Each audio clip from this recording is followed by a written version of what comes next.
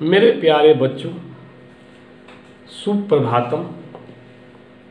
आज मैं UP board कक्षा 11 सेकेंड पार्ट फिजिक्स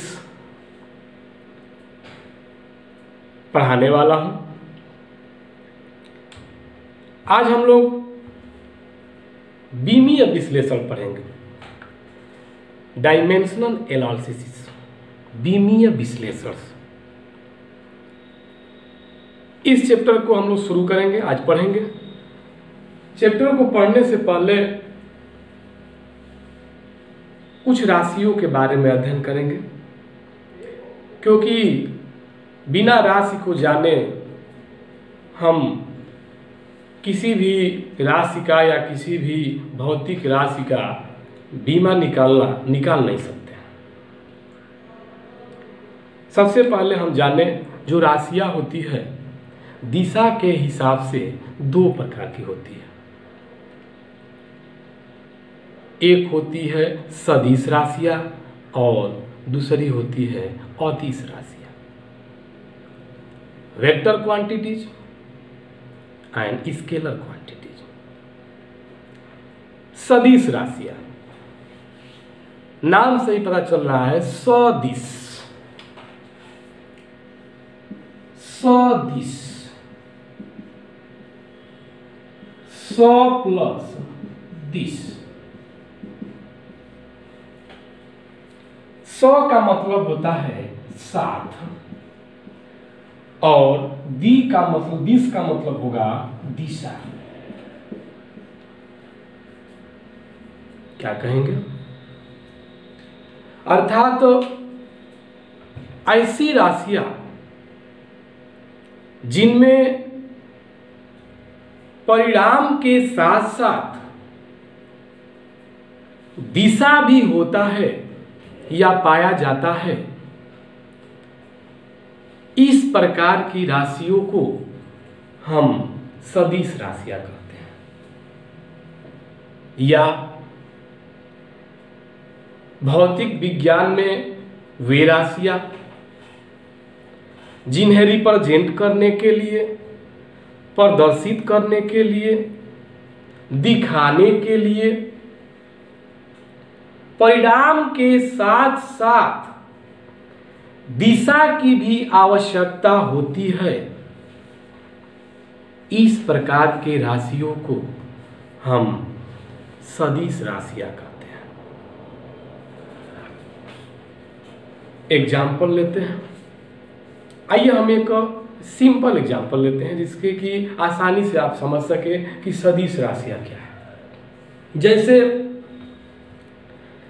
कोई व्यक्ति अपने बाइक को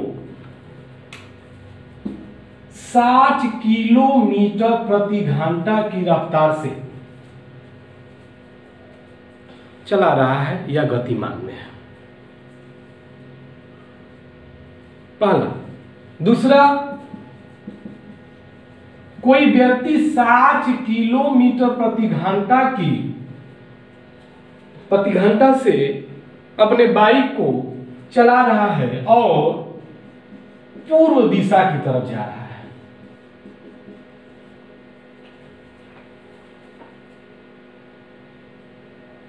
देखने से ही लग रहा है, अब भी कहेंगे कि सर इसमें तो दिशा है और इसमें दिशा नहीं है।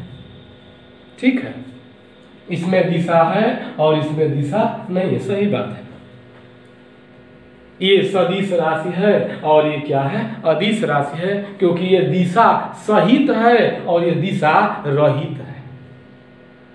तो हम आपसे पूछे कि फिजिक्स के भाषा में, भौतिक विज्ञान के भाषा में इसको क्या कहेंगे और इसको क्या कहेंगे?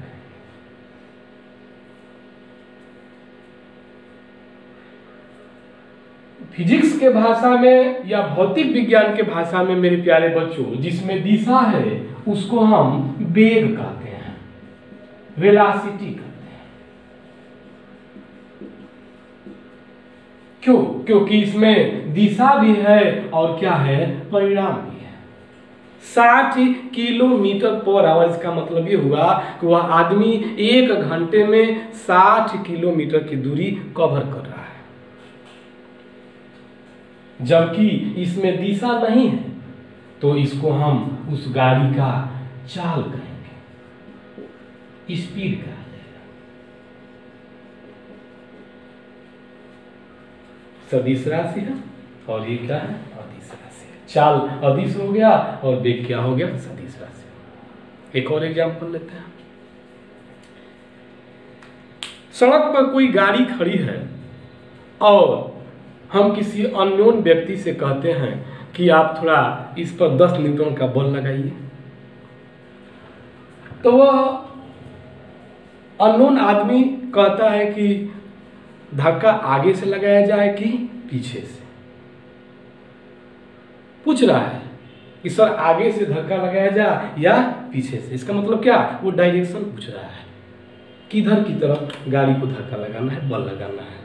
इसका मतलब क्या हुआ कि जो बल है वो भी कौन सी राशि है? सदिश राशि है, क्योंकि बिना दिशा बताए बल का वह उपयोग नहीं कर पा रहा है। अर्थात जिन राशियों में परिणाम तथा दिशा दोनों की जरूरत होती है, उन्हीं राशियों को क्या कहते हैं? सदिश राशि कहते हैं। इसके ठीक विपरीत, सदिश राशि के ठीक विपरीत है अदिश राशि। अदिश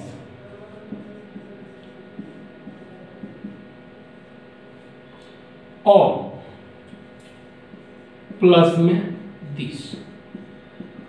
अ का मतलब होता है नहीं और दिश का मतलब होता है दिशा, डायरेक्शन।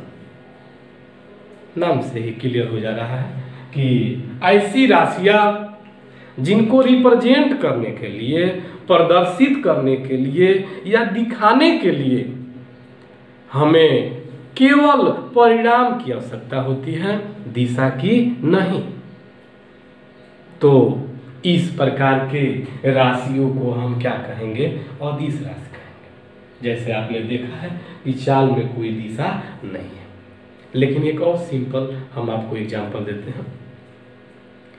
जैसे आप अपने घर पे खड़े हैं या किसी चौराहे पर खड़े हैं, मान लीजिए चौराहा है और यहां से रास्ता जो है ऐसे, इधर मान लेते हैं कि इधर बलिया है, यहां से 13 किलोमीटर है। समझने का प्रयास करिए। एक आदमी आता है और आपसे कहता है कि बलिया यहां से कितना किलोमीटर है?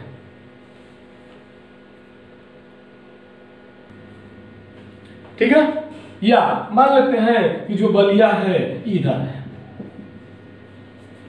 ठीक? चौराहे पर आदमी ने पूछा कि बलिया इधर से यहां से कितना किलोमीटर है? यदि आप सीधे जवाब देते हैं कि बलिया यहां से 13 किलोमीटर है, ध्यान दीजिए पॉइंट पे मैं क्या कह रहा हूं। आपने कहा कि बलिया यहां से 13 किलोमीटर है, आपने अदिश राशि बता दिया। आप अदिश राशि बता दिए कि बलिया यहां से क्या है? 13 किलोमीटर है। लेकिन यदि आप ये कहें कि बलिया यहां से 13 किलोमीटर दक्षिण दिशा में है, तो आपने यहां सदिश राशि बता दिया कि परिणाम भी आ गया 13 किलोमीटर और दिशा भी आ गया क्या? दक्षिण। तो देखो बच्चों, बोलने से ही, बताने से ही या हमको एक्सप्लेन करने से ही पता चल रहा है कि हम सदिश राशि के बारे में बता रहे हैं कि अदिश राशि के बारे में बता रहे हैं।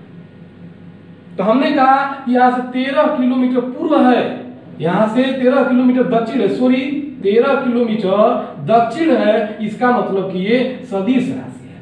तो इसको फिजिक्स के भाषा में कहते हैं कि ये विस्थापन हो गया। क्यों? क्योंकि विस्थापन में क्या होती है? सदिश राशि होती है। आपने कहा कि यहां से 13 किलोमीटर है, इसका मतलब आपने बलिया से और ये चौराहे की दूरी बताया। Distance between Ballia to this point 13 kilometre according to you. तो we can say that this is the distance and distance is a scalar quantities but displacement is a vector quantities. सदिश राशि है, यही अदिश राशि है। इसके बाद और दो राशि होती है, एक होती है मूल राशि और एक होती है व्युत्पन्न राशि। बीमीय सूत्र हमें मूल राशियों का ही बनाना है और व्युत्पन्न राशियों को बनाना है। आइए हम इसके बारे में पढ़ते हैं कि मूल राशियां क्या है और व्युत्पन्न राशियां क्या है। मूल राशियां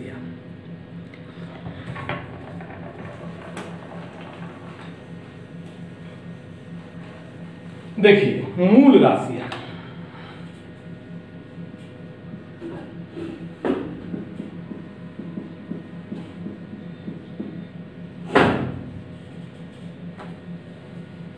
मूल राशियां किसे कहेंगे?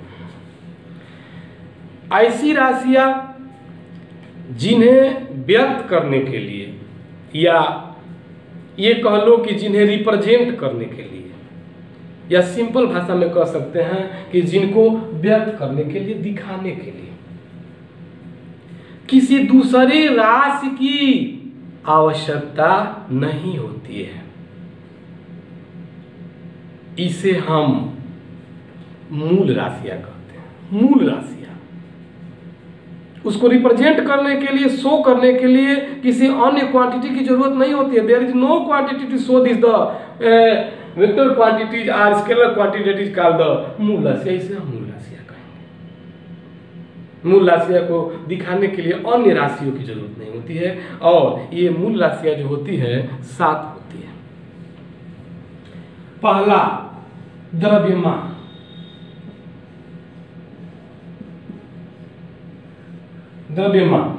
दूसरा समय, तीसरा दूरी या इसे लंबाई भी कहेंगे, चौथा ताप, पांचवा धारा, सातवां जो होता है ज्योत तीव्रता, ज्योत तीव्रता, और जो लास्ट होती है, जो 7वीं होगी, वो होगी पदार्थ की मात्रा। पदार्थ की मात्रा। मूल राशियां कितनी हो गई? 7। पहला द्रव्यमान, दूसरा समय, तीसरा लंबाई, चौथा ताप, पांचवा धारा, छठवां ज्योत तीव्रता और 7वां पदार्थ की मात्रा। इन्हें हम मूल राशियां कहते हैं। अब आता है मूल मात्रक। मूल राशियों के बाद आएगा मूल मात्रक किसे कहेंगे? मूल राशियों को व्यक्त करने के लिए या मूल राशियों के मात्रक को हम मूल मात्रक कहेंगे। मूल राशियों के मात्रक को हम मूल मात्रक कहेंगे। जैसे द्रव्यमान का होता है क्या? किलोग्राम। समय का क्या होता है? सेकंड। लंबाई का क्या हो जाएगा? मीटर। ताप का हो जाएगा केल्विन।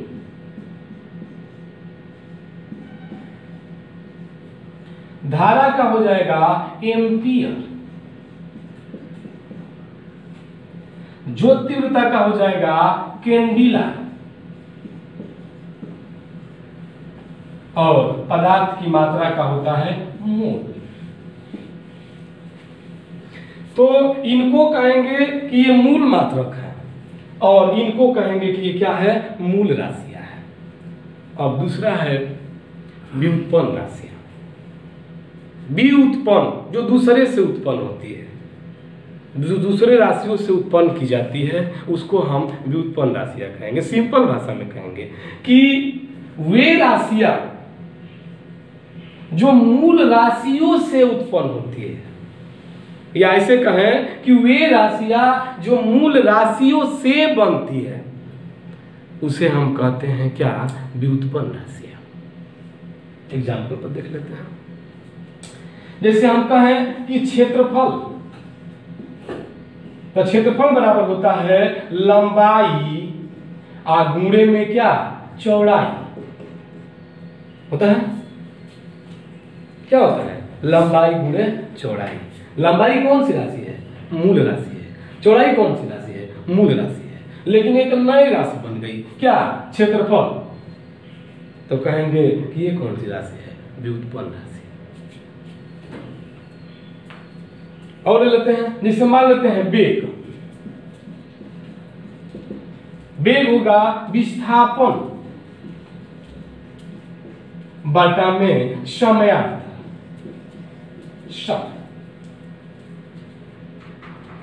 विस्थापन माने दूरी, लंबाई, और समय का मतलब समय। तो दूरी क्या है? मूल राशि है, और समय क्या है? मूल राशि है। तो इन दोनों राशियों को मिलाने से क्या बन गया? वेग। तो वेग क्या होगा? व्युत्पन्न राशि हो जाएगा। अर्थात तो वे राशियां जो मूल राशियों से उत्पन्न होती है, जिनका निर्माण मूल राशियों से होता है, उसको कहते हैं क्या? व्युत्पन्न राशियां।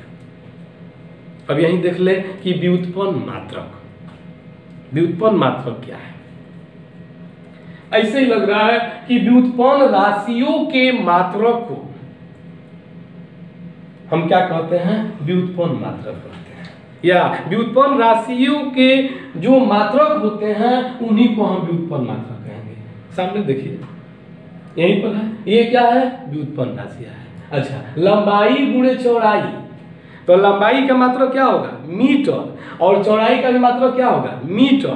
तो मीटर में मीटर से गुणा करेंगे तो क्या होगा? Metre square. यानी ये हो जाएगा यहां पर मीटर का स्क्वायर। तो ये कौन सा मात्रक होगा? व्युत्पन्न मात्रक होगा। नहीं समझे? फिर देखो, क्षेत्रफल हुआ लंबाई गुणे में चौड़ाई। ये मूल राशि, ये मूल राशि, दोनों को मिलने से बन गई व्युत्पन्न राशि। और व्युत्पन्न मात्रक, तो इसका लंबाई का मात्रक क्या होगा? मीटर। और चौड़ाई भी, तो भी दूरी है, तो दूरी का भी मात्रक क्या होगा? मीटर। तो मीटर में मीटर से गुणा करेंगे तो क्या होगा? Metre square. तो जो वही मात्रक है, जो ये मात्रक है, इसको कहेंगे कि ये क्या है? व्युत्पन्न मात्रक। ठीक है। तो हम आज पढ़ा मूल राशियों के बारे में। अब हम इसके आगे डिस्क्राइब करेंगे कि इनका बीमीय सूत्र कैसे लिखा जाएगा, इनका बीमा क्या होगा, इनको बीमीय सूत्र में कैसे डिवाइड किया जाएगा। अगले वीडियो में आपको देंगे कि कैसे बीमीय सूत्र लिखा जाता है। क्यों? क्योंकि देखो बच्चों, बीमीय सूत्र जब 11 से शुरू होता है, तो आप जितने भी फिजिक्स आगे पढ़ेंगे, ये हायर क्लास में पढ़ते जाएंगे, वहाँ हमको डायमेंशन की आवश्यकता होती है, बीमा की आवश्यकता होती है। और ये बीमा अब जब तक फिजिक्स पढ़ेंगे तब तक साथ रहेगा, इसलिए बहुत इंपॉर्टेंट है। तो हम कल अगले वीडियो में बीमा के बारे में बताएंगे कि बीमा क्या होता है, बीमीय सूत्र कैसा होता है। ठीक है, धन्यवाद।